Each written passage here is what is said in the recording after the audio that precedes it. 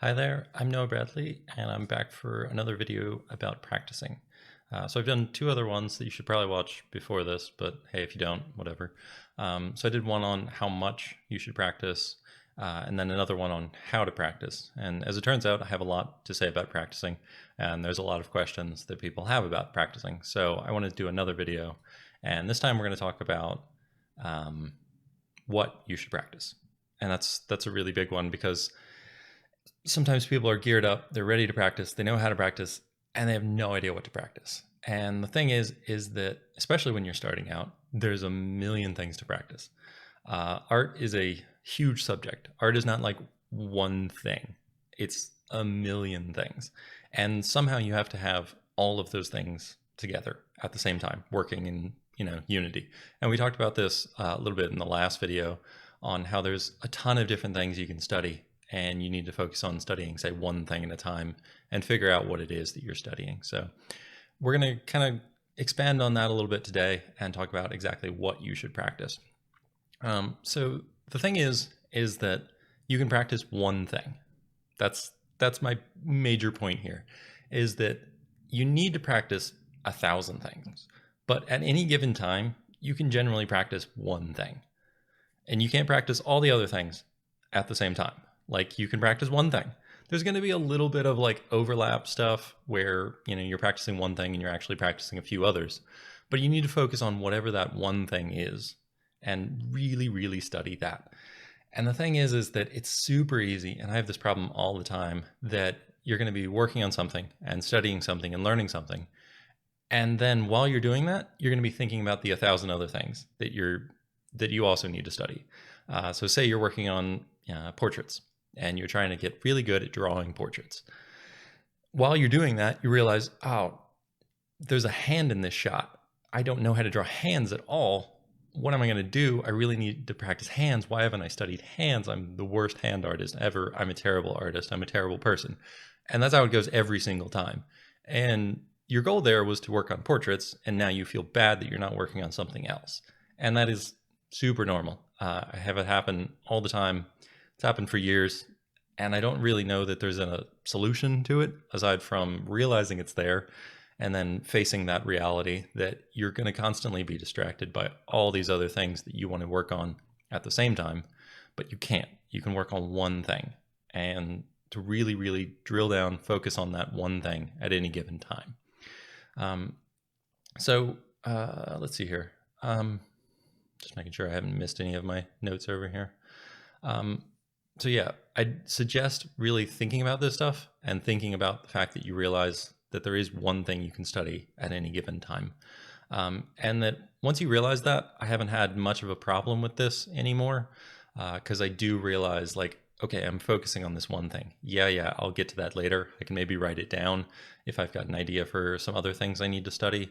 But for that moment, for that time when I'm setting aside to study that one thing, that's what I'm focusing on.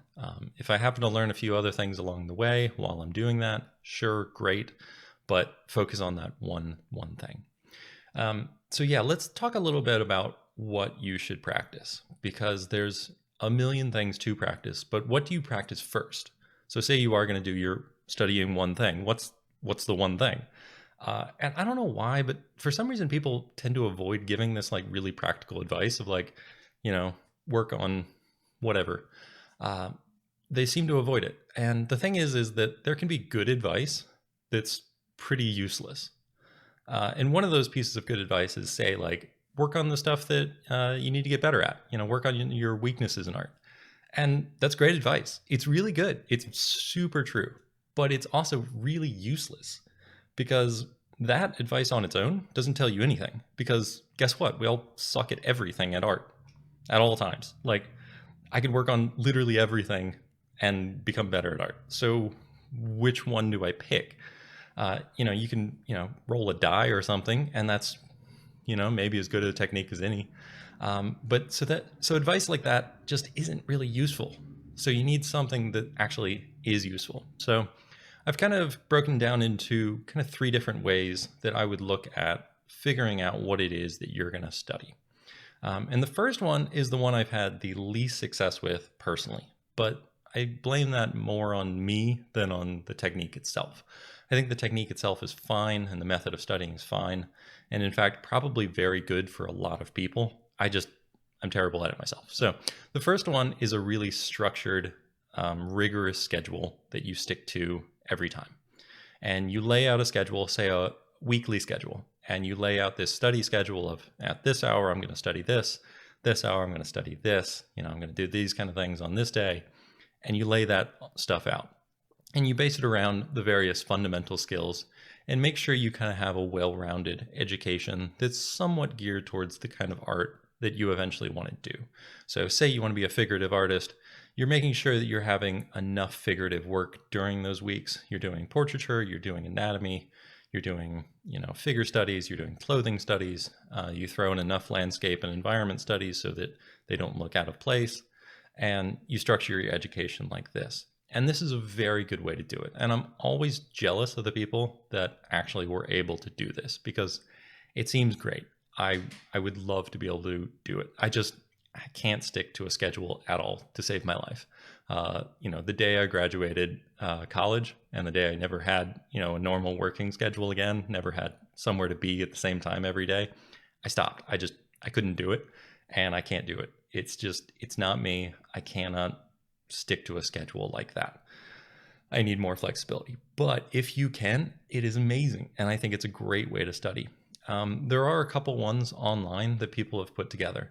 If you want to look at those either for inspiration or you want to look at those to actually just use outright, that's great. You can also just make up your own from scratch based on the kind of stuff that you think is good practice, the kind of stuff that you want to learn, that you want to brush up on, whatever that happens to be. The thing is that whatever you're doing, take the fundamentals and then really break them down for yourself so that you understand them. And this is something I do even though I don't really use this rigorous study schedule. I always focus on breaking down the stuff that I want to do. And we talked about this a little bit before, but say you're doing figure studies, like I wanted to get really good at figures. And that's great, but I needed to know exactly what that meant. Like, what are the things that make a really good figure? And, you can think about drawing. I need to have good line weight. I need to have good flow to things. I need good proportions. Proportions are super important in figures, both how to achieve realistic proportions as well as stylized proportions. And I wanted to learn both of those skill sets. Anatomy. Anatomy is really important, but what exactly do they mean by anatomy? There's a lot of different definitions of what exactly anatomy encompasses. So for instance, one of those things is I wanted to get the forms. So I wanted to understand the three-dimensional forms of the various parts of the anatomy. In addition, I wanted to learn at least some of the basic muscle groups and stuff so that I could understand what things are going to be moving and changing as the figure moves. So breaking these things down, and personally, I think in outlines, this video is an outline over here. So I always think in outlines. So anytime I'm going to be studying, I'm also going to break down those fundamentals into that kind of stuff.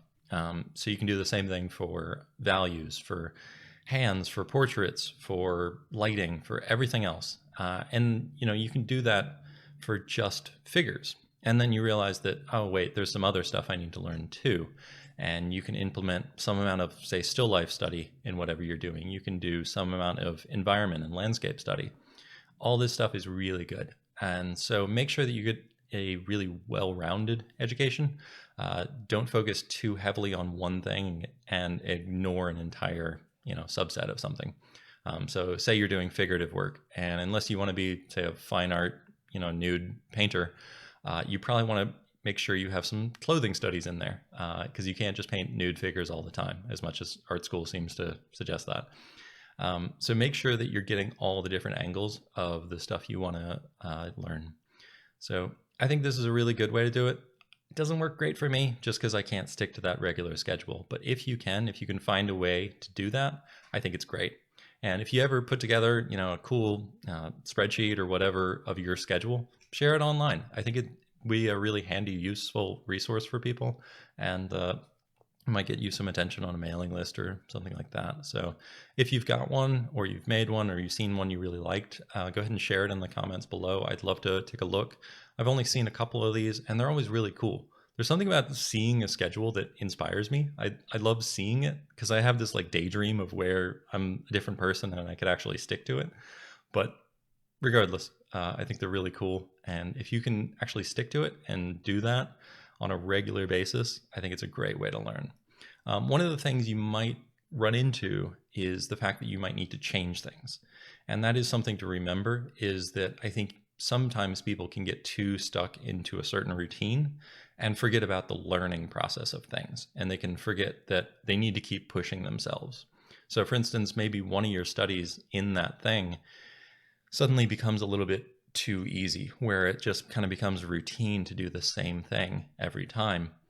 That's when you stop learning. And so suddenly, even though you're putting in that time, and supposedly that block of time is teaching you, say, landscape painting, maybe all you're kind of doing at that point is just copying, and you're not actually actively thinking and progressing your skills. It's not uncomfortable enough. That's something to keep in mind and keep an eye out for, so that you can adjust your schedule or adjust the studies you're doing or the intensity of those studies or whatever it happens to be, to make sure that you're always growing and always learning. Because you don't want to stick to a schedule so rigorously that you do find that you're actually stagnating your own progress. So keep an eye out for that. And you can honestly keep an eye out for that no matter what kind of studies you're doing. You always want to be mindful, like I talked about before in the last video, that you're active, that you're there, and that you're practicing with a real intent.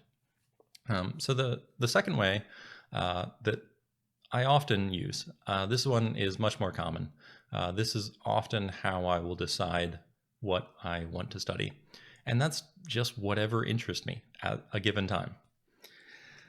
I get interested in something, I think it's really cool, I want to learn it, and boom, I work on that, I study that. And this is honestly a pretty good way to do it. And I suggest it for a lot of people, because the thing about this is that if you're interested in something, you're going to put more effort into it. You're going to be more present, you're going to be more aware, and you're going to want to learn it. You know, getting assignments is okay, it's fine, but it's not necessarily what you're passionate about right that second. And so this way of studying and this way of structuring your studies is a really good way. I think it's great. It has its drawbacks, of course, because the thing is you can get so obsessed with certain things and completely ignore all of the boring stuff that you don't want to learn. And so you avoid it and you never get around to doing it. I see this happen all the time, particularly with perspective. That's the one that just screws everybody up. Everybody wants to avoid perspective, and so they do. So they rely too heavily on this, well, I'm not that interested in perspective, so I'm not going to learn it. So that's a problem.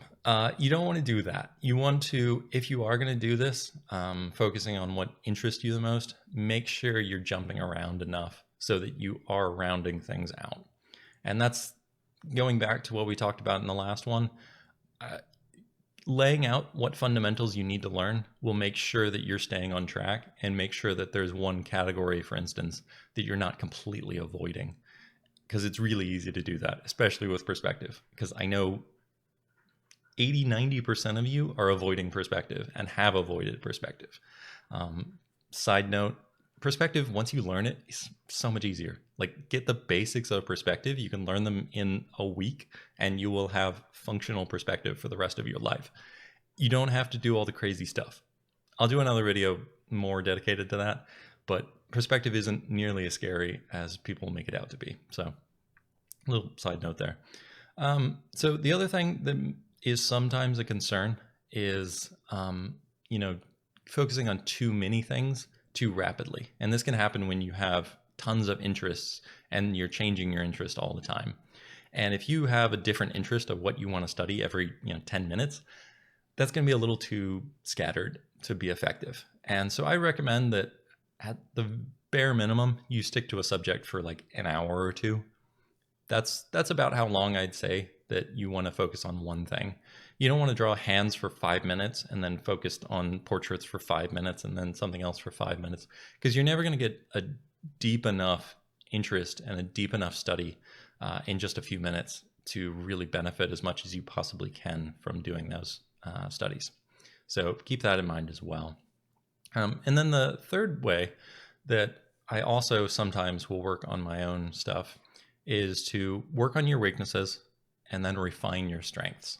And this allows you kind of as in a general sense, to work on everything, because using that list we're kind of generating of all the different fundamentals that you want to work on, that you care about, it's letting you try to have an objective look at where you're at on each of those skills and which ones are your weak ones and which ones are your strong ones. And even if you're just starting out, there's going to be some things you're better at than others.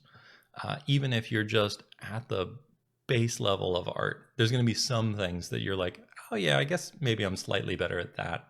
Maybe I'm slightly better at drawing than I'm at color. That's pretty normal. Most people tend to get better at drawing before they get really good at color. And that's something to keep in mind. It's okay. You can congratulate yourself. I think it's great to do that. You need some of that. You need to encourage yourself. And that's probably a good video for another time.